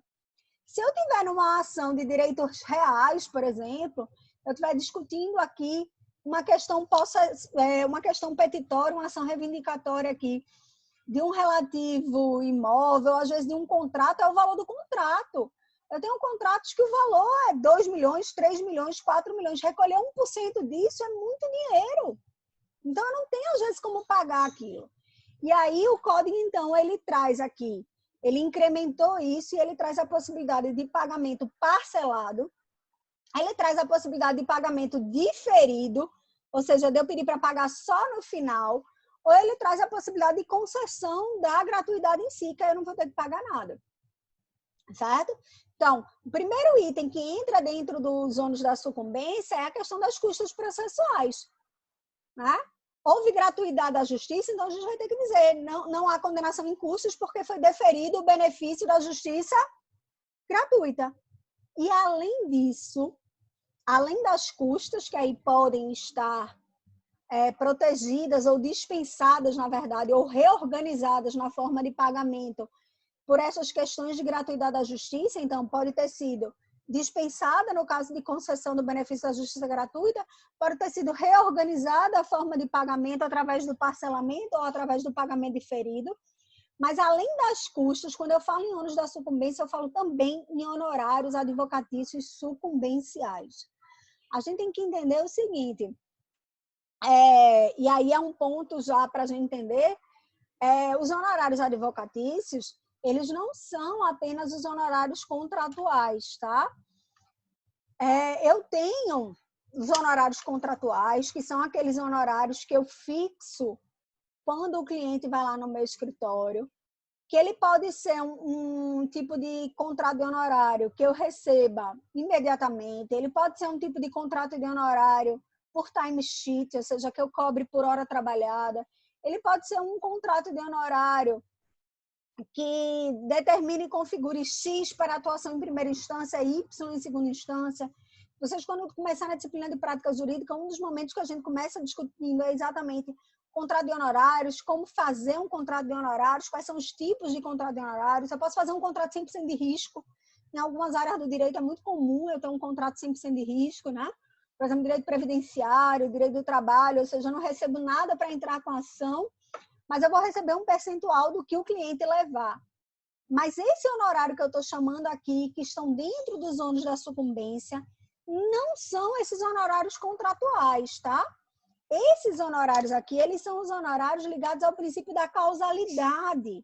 Ou seja, é que no nosso ordenamento jurídico, quem dá causa ao processo e que leva à necessidade do outro constituir um advogado, paga os honorários advocatícios sucumbenciais desse advogado.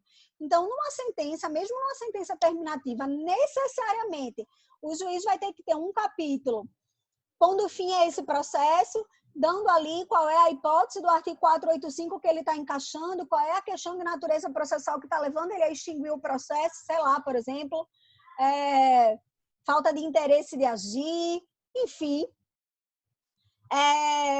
Vou dar um exemplo concreto, né? Vou dar um exemplo concreto que a gente estava discutindo. Eu estava discutindo aqui em casa com meu marido também é advogado, semana passada. Eu acho que eu já comentei com vocês, meu marido é procurador do município. E aí, o que acontece? O município tinha uma obrigação com um determinado prestador de serviço. Esse prestador de serviço ajuizou uma ação de cobrança contra o município pagou antes de ser citado. O município pagou antes de ser citado. Então, não houve má fé, mas não havia mais interesse de agir. Porque se o cerne era a cobrança daquele valor da prestação de serviço, se ela já foi paga, não tem mais. Houve perda do interesse de agir. Houve perda do interesse de agir. Então, o processo vai ter que ser extinto e a sentença aqui vai ser uma sentença terminativa. Não tem mais mérito ali como centro. Mas aí, o que a juíza vai ter que julgar? Nos ônus da sucumbência, vai ter que julgar. Quem vai ter que pagar isso? Pagar a parte que provocou o judiciário sem precisar, paga a parte que deu causa. Quem deu causa? Quem tornou necessário isso? Então, no ônus da sucumbência, o juiz vai ter que julgar as custas processuais e vai ter que julgar a questão de quem vai pagar os honorários advocatícios sucumbenciais. Todo mundo entendeu isso? Tá tranquilo, minha gente? Então, veja, em todo tipo de sentença, eu terei pelo menos 2 capítulos. Um capítulo de mérito e um capítulo regulamentando a questão dos ônus da sucumbência. Tranquilo? Tranquilo, minha gente? Tranquilo? Certo? Então, esses são os pontos mais importantes que a gente tinha para tratar aqui de sentença, né? A gente vê aqui, deixa eu só chamar a atenção para vocês que isso é muito importante, tá? Da gente ter uma ideia e entender aqui o âmbito de eficácia e o âmbito de aplicabilidade de uma sentença, tá? Eu ontem estava tendo que discutir isso, estava até brincando, discutindo isso no grupo de representantes, tá? Saiu uma decisão X, que aí colaram lá, que era uma decisão, vou discutir aqui a sentença com vocês, porque é isso que às vezes a gente não presta atenção. Era essa questão aí que, enfim, está se discutindo muito para mim. Então, eu tenho que lembrar que o âmbito de aplicabilidade de uma sentença é interpartes. Ela vale e vincula autor e réu. Ela não vale e vincula terceiros. Os terceiros, eles têm que respeitar aquela sentença. Mas isso não quer dizer que aquilo ali é aplicável para mim. Isabela, toda sentença é assim. Enoque estava falando de um caso concreto aí dele, que talvez fosse um processo objetivo, um processo com repercussão geral, aí a gente vai falar em eficácia expansiva dos efeitos da sentença. Aí é um outro fenômeno que pode acontecer. Mas, em regra, no processo civil clássico, uma decisão que é dada num processo de João e Maria, ele vale para quem? Para João e Maria. Ele vale, então, interpartes. E aí, muito importante que ele vale nos termos e contornos em que ele foi julgado. Ou seja, é o que a gente chama de que a coisa julgada, preste atenção que isso é muito importante, né? A sentença faz coisa julgada interpartes e a sentença faz coisa julgada pró et contra. Ou seja favorável, seja desfavorável. Certo? Então, ela vai vincular autor e réu nos termos da própria decisão que foi dada. Seja essa decisão favorável, seja essa decisão desfavorável. Então, isso é muito importante a gente lembrar. E aí, a gente tem que ter isso em mente para a gente não achar aí que, às vezes, uma decisão judicial, porque foi dada em determinada coisa, ela tem aplicabilidade, né?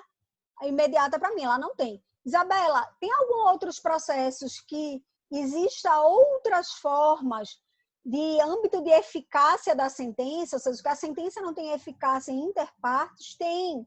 A gente vai ter nas ações coletivas, no processo coletivo, a gente vai ver uma reconfiguração dessa parte.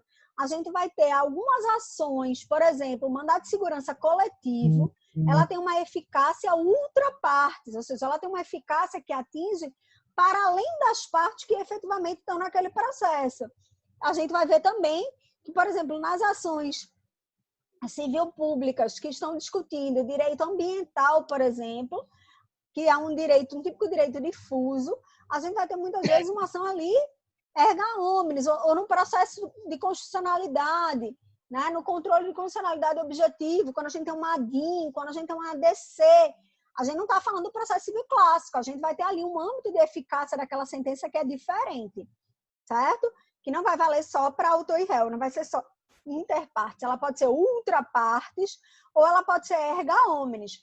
Mas, em regra, no processo civil clássico, que é o cerne e o ambiente da nossa disciplina de processo civil 2, o âmbito de eficácia da sentença é interpartes, certo? Ela vale e vincula autor e réu.